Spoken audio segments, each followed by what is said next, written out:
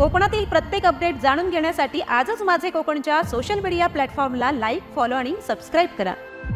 पाली खोपोली राज्य महामार्ग मृत्यूचा सापळा बनत आहे। या राज्य महामार्गावरती अपघातांची मालिका सुरूच आहे। एका पाठोपाठ एक जीव घेणे अपघात घडत आहेत।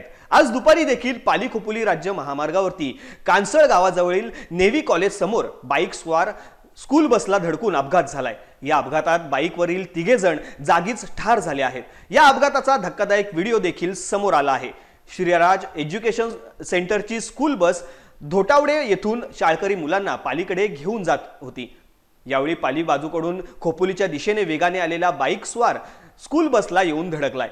या बाईकवरील तिघे जण प्रवास करत होते। यावेळी स्कूलच्या पाठीमागून येणाऱ्या कारच्या डॅश कॅमेऱ्यात ही सर्व थरारक घटना कैद झाली आहे। अपघाताची माहिती मिळताच पाली पोलीस घटनास्थळी उपस्थित झालेत। यावेळी पोलिसांसह अपघातग्रस्त मदत टीमचे सहकार्य झाले। याच राज्य महामार्गावरती दापोडे गावाजवळ मंगळवारी एनसीसीचे विद्यार्थी घेऊन जाणारी परिवहन मंडळाची बस व कारचा भीषण अपघात झाला। यावेळी बस बाजूच्या शेतात कलांडली, मात्र यामध्ये 45 विद्यार्थी थोडक्यात बचावलेत।